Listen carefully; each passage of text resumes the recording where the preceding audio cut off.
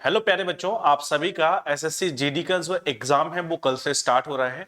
और जब हम लोग एसएससी जीडी एग्जाम की बात करते हैं तो बहुत सारे बच्चे कई सारे प्रश्नों को लेकर अपने मन में जो है वो आशंकित हैं, बहुत ज्यादा डरे हुए हैं।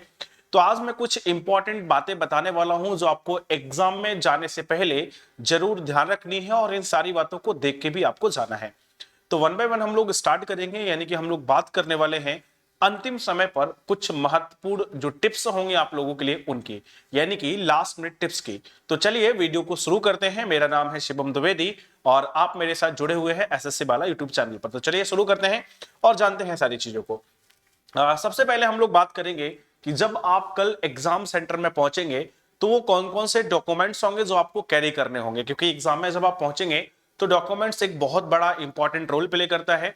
बहुत सारे बच्चे अक्सर डॉक्यूमेंट्स को भूल जाया करते हैं और जब आप डॉक्यूमेंट्स को भूल जाते हैं तो आपकी एग्जाम में एंट्री नहीं हो पाती है और जो सपने आपने सजोए होते हैं उन सपनों को आप पूरा करने से रुक जाते हैं। तो अगर आप अपने सपनों को पूरा करना चाहते हैं तो जितने भी डॉक्यूमेंट्स आपको कैरी करने हैं वो सारे आप लोग ध्यान से देखिएगा वन बाय वन। सबसे पहले और सबसे पहला डॉक्यूमेंट है कि एडमिट कार्ड जो है वो आपको कैरी करना है। एडमिट कार्ड यानी कि प्रवेश पत्र, ठीक है। आप सभी लोगों के प्रवेश पत्र आ चुके होंगे। जैसे जैसे एग्जाम्स आएंगे वैसे वैसे सारे लोगों के एडमिट कार्ड जो है वो आते जाएंगे। 2 से 3 दिन पहले आपको अपना एडमिट कार्ड मिलेगा, क्योंकि एग्जाम सिटी और एग्जाम डेट आपको पहले ही मिल चुकी है। तो अपने एडमिट कार्ड को डाउनलोड कर लीजिए, यानी कि उसका प्रिंट आउट आपको करा लेना है और प्रिंट आउट अपने पास रखना है। और कोशिश करें कि 2 प्रिंट आउट करा लें। अगर कोई चीज खराब हो जाती है या प्रिंट आउट खराब हो जाता है किसी कारणों से तो आपके पास दूसरा प्रिंट आउट जो है वो आपको काम आ पाए। और दूसरी जो चीज आपको कैरी करनी है वो है 2 पासपोर्ट साइज फोटो। और 2 आपको पासपोर्ट साइज फोटो कैरी करना है अपने साथ, यानी कि अपने साथ ले जाना है। अगर ये फोटो वही है जो आपने फॉर्म में लगाई है तो सबसे बेहतर होगा। तो कोशिश करिएगा कि जो फॉर्म में आपने फोटो को पेस्ट किया था उसी फोटो को आपको कैरी करके जाना है। अगर मान लीजिए नहीं है आपके पास और आप बनवा सकते हैं तो वैसे ही फोटो बनवा लीजिए, नहीं तो जो भी हो उनको कैरी करके ले जाइएगा। लेकिन 2 पासपोर्ट साइज फोटो आपको एग्जाम सेंटर पे लेके जाना कंपलसरी है, तो इनको आप लोग एग्जाम सेंटर पे लेके जरूर जाइएगा। अब बात करते हैं हम लोग नेक्स्ट डॉक्यूमेंट की। एक आइडेंटिटी प्रूफ आपको लेके जाना है और आइडेंटिटी प्रूफ में आपका आधार कार्ड हो सकता है, आपका वोटर आईडी कार्ड हो सकता है, या फिर आपके पास और कोई आईडी कार्ड हो तो उसको भी आप ले जा सकते हैं। कोशिश करिएगा कि ऐसा डॉक्यूमेंट जैसे ड्राइविंग लाइसेंस हो तो उसको भी ले जा सकते हैं। लेकिन आपको ये बात ध्यान रखनी है कि जो भी डॉक्यूमेंट आप कैरी करेंगे उसमें जो डिटेल हो और जो आपके एडमिट कार्ड में डिटेल हो वो मैच करे। मतलब आपका नेम सेम हो, फादर नेम सेम हो, डेट ऑफ बर्थ सेम हो, ये 3 चीज सिमिलर हो। कई बार ऐसा होता है कि डॉक्यूमेंट्स जो होते हैं उनकी डेट ऑफ बर्थ मैच नहीं करती या नेम और सरनेम मैच नहीं करता। तो ऐसा सिचुएशन ना हो, इसलिए कोशिश करें कि आप वही डॉक्यूमेंट कैरी करके ले जाए जिसमें एग्जैक्टली सारी चीजें सेम हो। और अगर ऐसा ना हो तो आप 2 से 3 डॉक्यूमेंट कैरी कर सकते हैं, यानी कि जितने प्रकार के आपके पास आइडेंटिटी प्रूफ हैं वो सारे के सारे आप क्या कर सकते हैं, कैरी करके ले जा सकते हैं एग्जाम सेंटर पे। इसके बाद हम लोग करते हैं नेक्स्ट की। नेक्स्ट में एक सेल्फ डिक्लेरेशन फॉर्म आपको मिला होगा कोविड-19 का। जब आप एडमिट कार्ड डाउनलोड करोगे तो वहां पे कोविड-19 का फॉर्म डाउनलोड करने के लिए आएगा। इस फॉर्म को आपको डाउनलोड करना है और कोविड-19 के फॉर्म में आपको डिक्लेरेशन करना है कि जितने भी कोविड से रिलेटेड सिम्टम्स हैं, यानी कि जितने भी लक्षण है कोविड के उनमें से आपको कोई भी नहीं है। ये एक डिक्लेरेशन आपको देनी होती है, एक सूचना आपको देनी होती है कि यस हमारे तरफ से सब कुछ सही है। ये आपका सेल्फ डिक्लेरेशन होगा, यानी कि स्व घोषणा पत्र होगा जो आपको देना होगा। इसके अलावा मैं बात करता हूं तो फेस मास्क, मास्क आपको जरूर लेके जाना है। साफ साफ एडमिट कार्ड में मेंशन्ड है कि आप बिना मास्क के नहीं जा सकते, तो मास्क को भी आप जरूर कैरी करके जाएं। और नेक्स्ट हैंड जो सैनिटाइजर है उसकी छोटी बोतल, ध्यान रखना बड़ी बोतल नहीं ले जानी है। हैंड सैनिटाइजर की छोटी बोतल जो है वो आपको कैरी करनी है और बोतल जो है वो ट्रांसपेरेंट होना चाहिए, ये भी ध्यान रखेगा। बोतल आपकी जो है वो ट्रांसपेरेंट होना चाहिए, मतलब क्लियरली उसमें सारी चीजें आपको विजिबल होना चाहिए। ये भी आप लोग क्या करेंगे, ध्यान रखेंगे, ठीक है। और अगर आप बॉटल वाटर की जो बोतल है अगर वो कैरी करना चाहते हैं कि पानी की बोतल ले जानी चाहते हैं तो पानी की बोतल आपको ऐसे लेके जानी है जो ट्रांसपेरेंट हो, मतलब जिसमें आर पार देखा जा सके, पारदर्शी बोलते हैं हिंदी में। तो ट्रांसपेरेंट वाटर बोतल लेके जाएंगे, अदरवाइज आपको पानी अंदर ही मिलेगा। पेन भी आपको अंदर मिलेगा और रफ शीट भी आपको एग्जाम सेंटर में अंदर ही मिलेगी।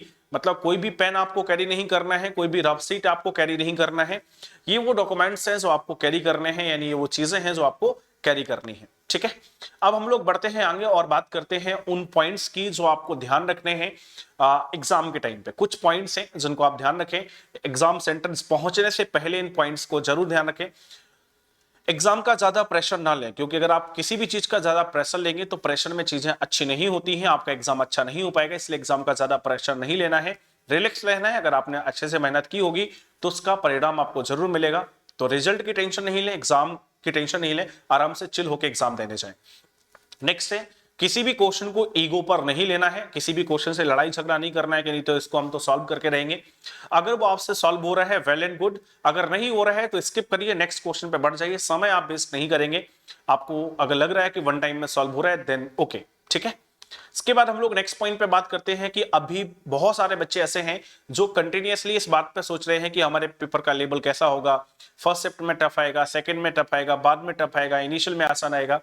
तो ऐसी किसी भी चीज से होकर आपको नहीं गुजरना है, क्योंकि कठिन या सरल, इनकी इजी और टफ होना केवल इस बात पर डिपेंड करता है कि आपको चीजें आती हैं या नहीं। अगर आता है तो सब कुछ आसान है, नहीं आता है तो सब कुछ टफ है।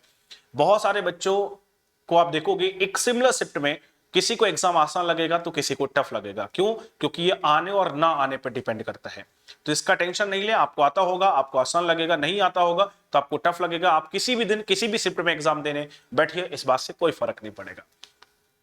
नेक्स्ट पॉइंट की हम लोग बात कर लेते हैं कि जो कपड़े आप पहनकर जाएंगे वो ढीले ढाले कपड़े हों, बहुत ज्यादा पॉकेट्स उसमें नहीं हो। जितने सिंपल कपड़े आप पहन सकते हैं उतने सिंपल कपड़े जो है वो आप पहनकर जाइए। बहुत सारा पॉकेट्स वगैरह होंगी तो वो आपको दिक्कत करेंगी, वो पॉकेट्स वगैरह काट देते हैं। कोशिश करें कि टी शर्ट आप पहन के जाएं, हालांकि ठंडी है अभी तो आपको उस चीज का भी ध्यान रखना है कि ठंडी ना लग जाए। लेकिन जब आप एग्जाम सेंटर में रखें तो इस तरीके के कपड़े लेके जाएं कि अगर ऐसी कोई सिचुएशन हो तो आप आराम से उसको कैरी कर पाए। ठीक है, साथ ही साथ ध्यान रखना है कि जैसे कई सारे लोग कड़ा पहने रहते हैं, जो गर्ल्स हैं वो मान लीजिए उन्होंने कानों में कुछ पहना हुआ है, नाक में कुछ पहना हुआ है, गर्ल्स गले में कुछ पहना हुआ है, तो कोई भी जो आभूषण है, कि कोई भी जो ऑर्नामेंट है वो आपको कैरी नहीं करके ले जाना है, क्योंकि वो आप एग्जाम सेंटर में अंदर लेके नहीं जा पाएंगे, ना ही आपकी वॉच अंदर जाएगी।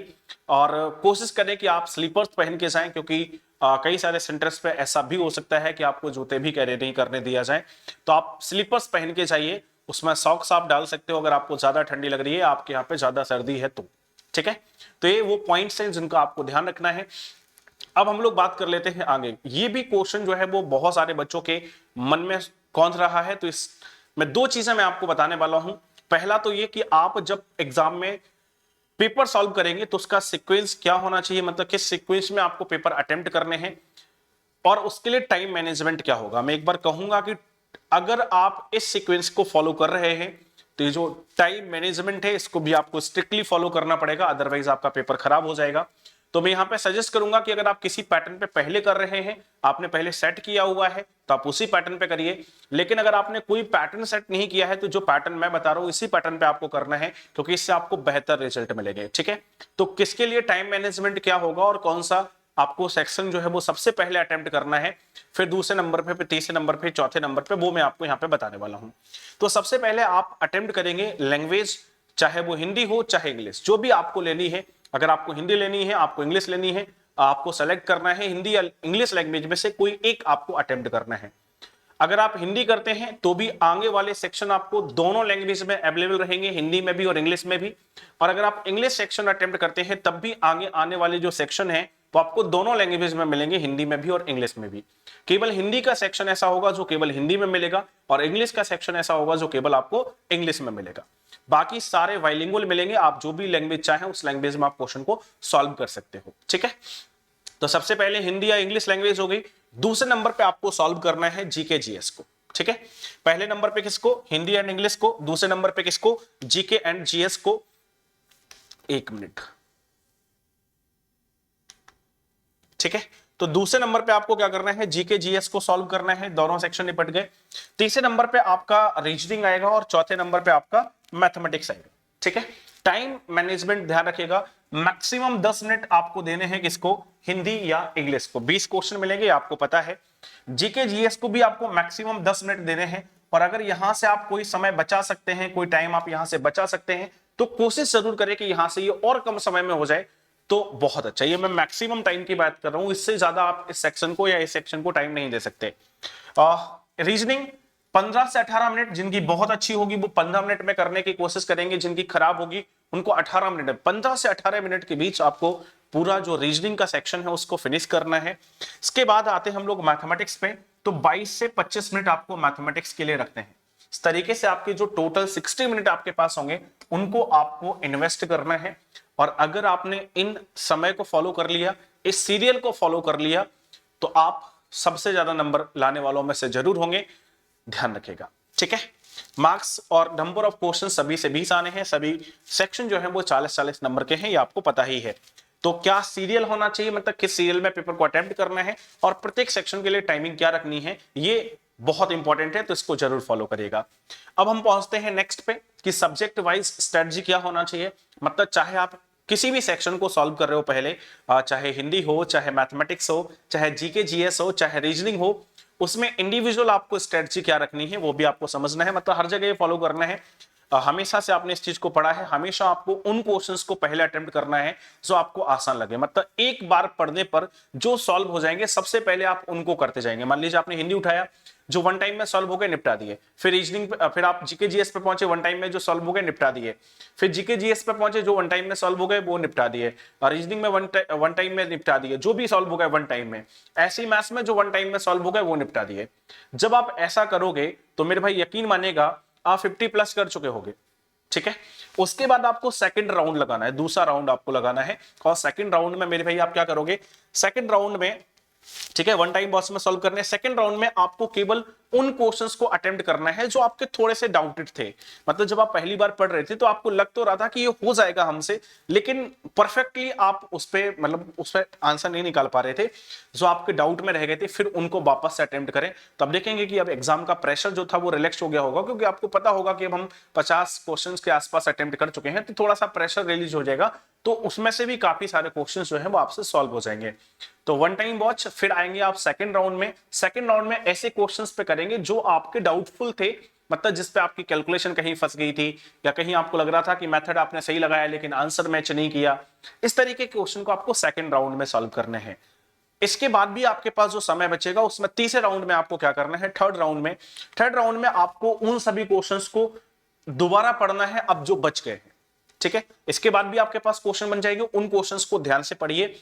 हो सकता है आपको हिंदी में नहीं समझ आ रहा तो आप इंग्लिश में पढ़िए, इंग्लिश में नहीं समझ आ रहा तो आप हिंदी में पढ़िए। जब आप ऐसे करोगे तो पक्का आपके पास नंबर ऑफ क्वेश्चन पिछले की तुलना में बढ़ जाएंगे। किसी से 2 और सॉल्व हो चुके होंगे, किसी से 3 हो चुके होंगे, किसी से 4 और सॉल्व हो चुके होंगे। मतलब नंबर ऑफ अटेम्प्ट डेफिनेटली बढ़ेगा, ये ध्यान रखिएगा जब आप ऐसा करेंगे। ठीक है, और सबसे इंपॉर्टेंट बात जो लास्ट में मैं आपसे कह रहा हूं, ये बहुत ज्यादा याद रखना है। क्यों? क्योंकि 0.50 के नेगेटिव मार्किंग है, तो हिट एंड ट्रायल आपको नहीं लगाना है, क्योंकि अगर आप हिट एंड ट्रायल लगाओगे, यानी कि हिट एंड ट्रायल करोगे, तो आपके मार्क्स डेफिनेटली घट जाएंगे। जो आपने कमाया हुआ होगा वो भी आपसे चला जाएगा। मतलब जो आपने गेन किया वो भी छीन लिया किसी ने।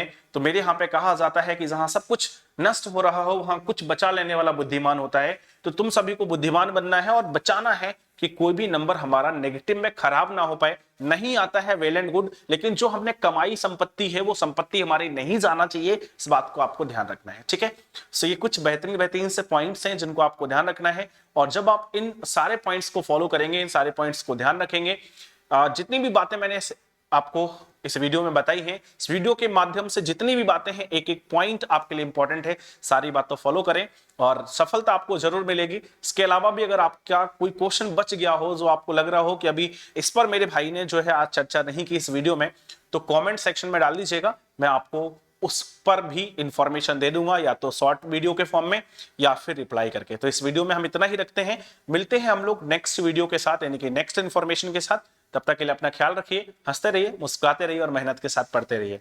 जय हिंद, लव यू ऑल।